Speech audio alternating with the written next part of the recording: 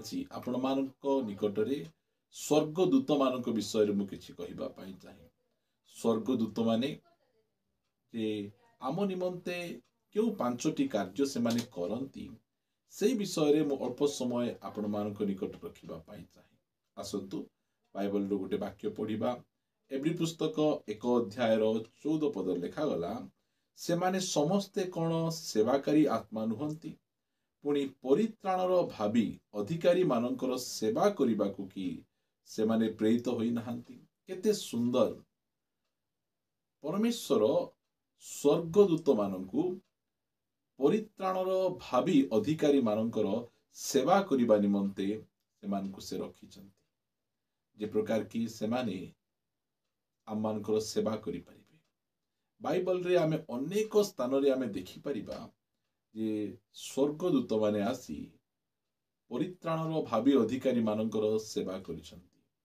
जो समय रे एलियो जिजेबेल को डरी से भांगी पड़िथिले, मृत्यु प्रार्थना करथिले, से समय रे तांको निकट को दूत जाई तांको रोटी देइथिले, तांको पानी देइथिले, केते सुंदर सेवा करुथिले। से जो समय रे प्रभु यीशु ख्रीष्ट 40 दिन और 40 राति उपवास कला परे क्षुधित हेले, शैतान द्वारा परीक्षित होई सारला परे स्वर्गदूत जाई प्रभु यीशु ख्रीष्टंकर सेवा कले।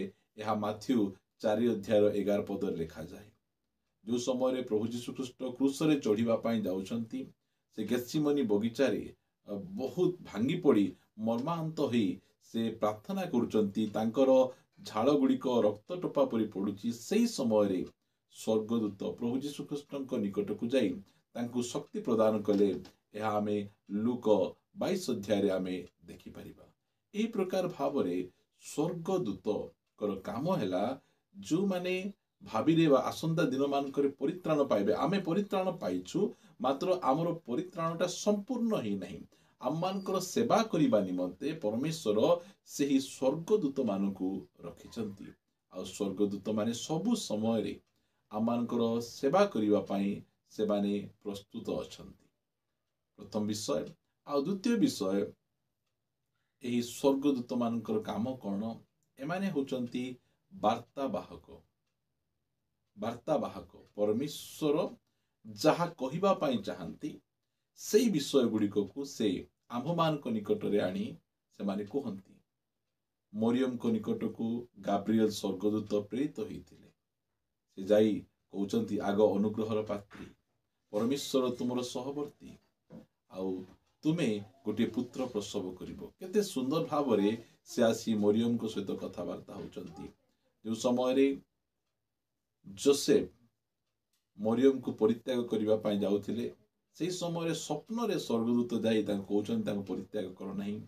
जाई कहउचंती, तुमे ए रास्ता दे जाओ, से रास्ता दे जाओ, तुमे मिस्र को पळै जाओ। ए सब कथा गुड़िक परमेश्वरंकर वार्ता गुड़िक आनी से मनुष्य मान को दियंती। अनेक समय रे बसिथिबा समय रे आमे विभिन्न प्रकार चालना गुड़िक आमे पाऊ। तांको निमंते प्रार्थना करिबार अछि, तांको फोन करिबार अछि, तांको टिके कथावार्ता हेबार अछि, तांको टिके मिसि जिबार अछि।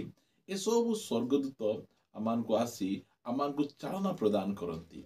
यह होची स्वर्गदूतंकर काम। प्रथम काम, जो माने भावी परित्राण पाइबे सेमानकर सेवा करिबा निमंते सेमानको प्रेरण करा जायछि। आउ परमेश्वरंकर वार्ता जे प्रकार आम्भ मानक निकट रे पहुंचीबो सेथि निमंते वार्ता बाहक भावरे सेमानकु रखा जायछि। आउ स्वर्गदूत मानकर आहुरी काम कोन?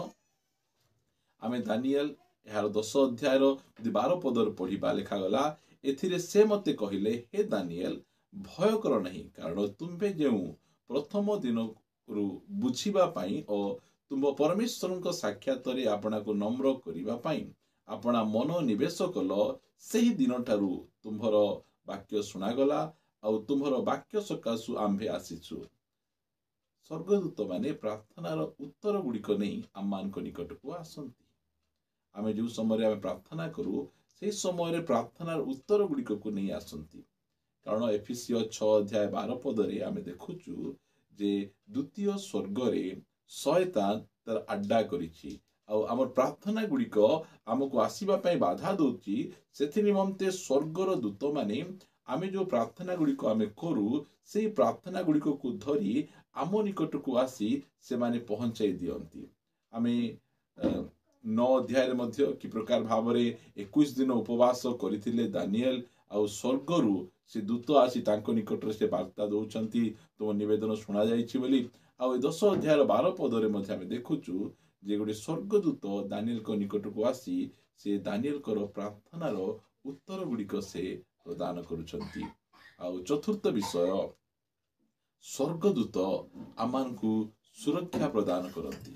जदि आम माने पढ़िबा गीत संगीत 34 गीत यार 7 पद जो माने सदाप्रभु को भय करती ताहांकर दूत माने सेमानक चारिआडे छाउणी करी सेमानकु उद्धार करती। स्वर्गदूत आमान को उद्धार करिबार काम से माने करती। जो माने सदाप्रभु को भय करती सेमानकु से उद्धार करती।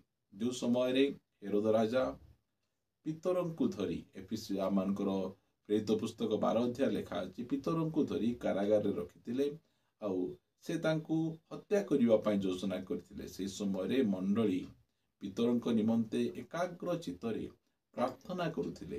परमेश्वर प्रार्थनार उत्तर स्वरूपे स्वर्गदूत को से प्रेरण कले आ स्वर्गदूत जाई पितरंकु से कारागार रु मुक्त करी बाहर को धरी आसिले।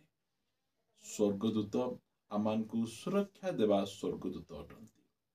द्वितीय राजावली 6 अध्याय जदि आमे देखिबा से स्थान रे एलिसाय आ तांको दासंकर चारिआडे विजाति सैन्य दल माने घेरी देइछंती। से समय रे से दास भयभीत हेले आमे मरी जीवु। मात्र जो समय रे एलिसाय प्रार्थना कले से दासंकर चक्षु फिटी जिबारु से देखि पाले जे अनेक अनेक स्वर्गदूत माने सेमानकर चारिआडे सेमानकु छाउणी करिसंती। एहा से स्पष्ट भावरे देखि पाले स्वर्गदूत आम चक्षुरे देखा जानती नहीं मात्र आम चारिआडे आमको घेरी से आमानकु सुरक्षा प्रदान करती। स्वर्गदूतंकर काम हैला आमको सुरक्षा प्रदान करिबा। स्वर्गदूतंकर प्रथम काम आमे देखुतिलु जे आमानकर सेवा करिबा तांकर काम वार्ता आमानक निकट को पठेबा होची तांकर काम आमको सुरक्षा प्रदान करिबा तांकर काम गुड़िक आमे केते सुंदर भावरे परमेश्वर आमानको अति जत्न रे आमानको रखिचंती आ से आमानकर पाई एते मनोयोगी परमेश्वर आमानक निमंते स्वर्गदूत मान को जोगाइछंती। एई पृथ्वी रे बड़ बड़ लोक मानकु जो प्रकार बॉडीगार्ड गुड़िक दिया जाए तांकर सुरक्षा निमंते परमेश्वर आमर सेवा करिबा पाई आमको सहाय्य करिबा पाई आमको सुरक्षा करिबा पाई स्वर्गर शक्तिशाली दूत मान को से जोगाइछंती।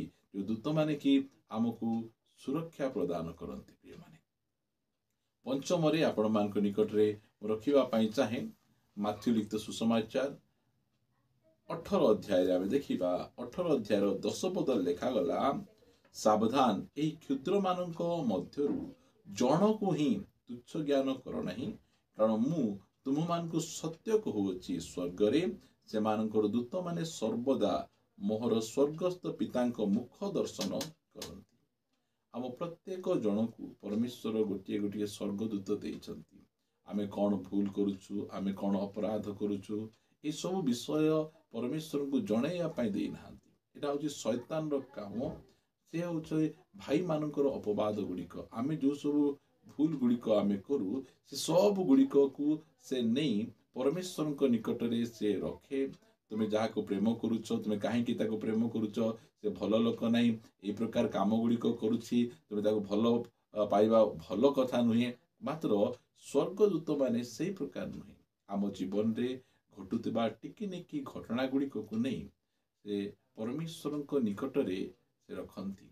से प्रभु कहले जे क्षुद्र मानक मध्यरु जो तुम्हें जनकर मध्य विघ्नर कारण हेबो ताहेले तुमर बेकरे गोटे चकी पथर पकई तुमको अगाध समुद्र फिंगी देबा तुम निमंते भल हेबो से कहले। प्रिय माने आमे क्षुद्र मानक विषय देखुछु ए पृथ्वी रे बड़ बड़ लोक मानकर जत्न नेबा निमंते अनेक अनेक बॉडीगार्ड गुड़िक सुरक्षा करने अनेक अस्त्रशस्त्र गुड़िक रही मात्र आम माने क्षुद्र हेले मध्य आम परमेश्वर आमको सुरक्षा प्रदान करी आम निमंते से स्वर्गदूत को नियुक्त करिसंती जो स्वर्गदूत माने सर्वदा आममानकर कथा गुड़िक को जाई परमेश्वर को कहती प्रभु तुमर से संतान को आज से गाली कला प्रभु तुमर से संतान को आज से निंदा कला आज तार यही प्रकार है सब खबर गुड़िक आममानकर स्वर्गदूत माने नहीं पिता निकट को जाती प्रिय प्रभु लोक माने यही प्रकार महान परमेश्वर को आमे पाइछु आममानकर सेवा करने निमंते से शक्तिशाली स्वर्गदूत मान को जोगाई आ से दूत माने 24 घंटा आममानकर साहाय्य करने निमंते सदा सर्वदा प्रस्तुत आम केते केते ब्लेसेड भाई भौणी माने आम अटू आमर परमेश्वर आम निमंते केते मनोयोगी अटंती जे से आममानक निमंते यही सब बंदोबस्त गुड़िक करिसेंती आमे आम परमेश्वर को सदा सर्वदा गौरव करिबा तांकर महिमा करिबा कारण से आममानक प्रति एते मनोयोगी आसंतु परमेश्वर को धन्यवाद देवा पवित्र पिता मु तुमर गौरव करुछि तुमे अति सुंदर भावरे आममान को प्रभु जत्न नेउछ आमे जानी पारुनु तुमे जे आममान को प्रति एते मनोयोगी स्वर्गर दूत माननकु आममान को निमंते रखिछ प्रभु आगु सुरक्षा देबा पई और वार्ता पठेबा पई आममान को सहाय्य करिबा पई आममान को खबर नेबा पई हमर प्रार्थनार उत्तर आसीबा पई आमे तुमको हृदय सहित धन्यवाद दोछु एते मनोयोगी परमेश्वर सेति पई आमे तुमर गौरव करूछु प्रभु प्रभु आमे प्रार्थना करूछु आमे अनेक समय तुमको दुख देइछु दया करी तुमे क्षमा करो प्रार्थना शुणिछ धन्यवाद दे प्रार्थना प्रिय प्रभु यीशु नाम रे मागुअछि आमेन समस्त नमस्कार प्रेज द लॉर्ड प्रभु समस्त को प्रचुर भावे आशीर्वाद करंतु जदि संदेश आपण मान को भल लागिछि अन्य मान को मध्य आपण शेयर करंतु।